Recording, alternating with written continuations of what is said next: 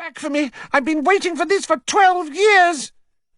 "You knew Sirius was going to break out of Azkaban," said Lupin, his brow furrowed, "when nobody has ever done it before." He's got dark powers the rest of us can only dream of, Pettigrew shouted shrilly. How else did he get out of there? I suppose he who must not be named taught him a few tricks. Black started to laugh, a horrible, mirthless laugh that filled the whole room. "Voldemort, teach me tricks," he said. Pettigrew flinched as though Black had brandished a whip at him. "What? Scared to hear your old master's name?" said Black. "I don't blame you, Peter. His lot aren't very happy with you, are they?"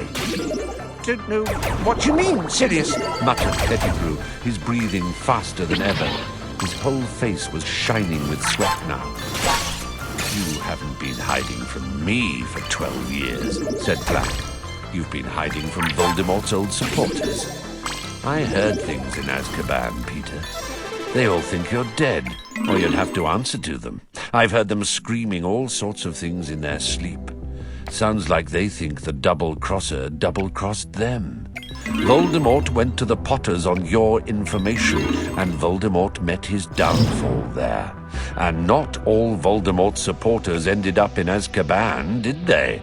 There are still plenty out there, biding their time, pretending they've seen the error of their ways.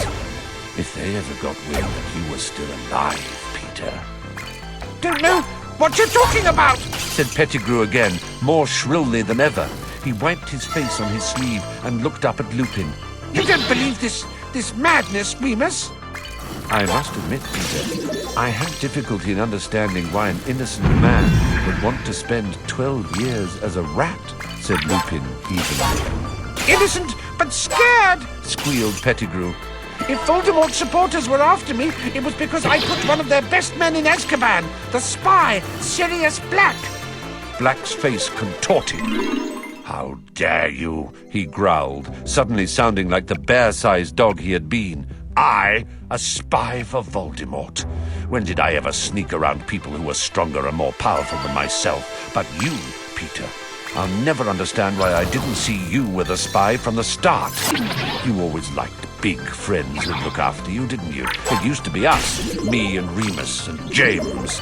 Pettigrew wiped his face again. He was almost panting for breath. Me, a spy? Must be out of your mind. Never. Don't know how you can say such a... "Lily and James only made you secret-keeper because I suggested it," Black hissed, so venomously that Pettigrew took a step backwards. "I thought it was a perfect plan. A bluff. Voldemort would be sure to come after me, would never dream they'd use a weak, talentless thing like you.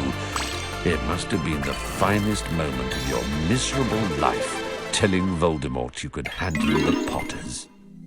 Pettigrew was muttering distractedly. Harry caught words like far-fetched and lunacy, but he couldn't help paying more attention to the ashen colour of Pettigrew's face and the way his eyes continued to dart towards the windows and door. Professor Lupin, said Hermione timidly. Can I say something? "Certainly, Hermione," said Lupin courteously. Well, Scabbers, I mean this man, he's been sleeping in Harry's dormitory for 3 years. If he's working for you-know-who, how come he never tried to hurt Harry before now? "There!" said Pettigrew shrilly, pointing at Hermione with his maimed hand. "Thank you. You see, Remus, I've never hurt a hair of Harry's head. Why should I?" "I'll tell you why," said Black. "Because you never did anything for anyone unless you could see what was in it for you. Voldemort's been in hiding for 12 years. They say he's half dead. You weren't about to commit murder right under Albus Dumbledore's nose for a wreck of a wizard who'd lost all his power, were you? You'd want to be quite sure he was the biggest bully in the playground before you went back to him, wouldn't you?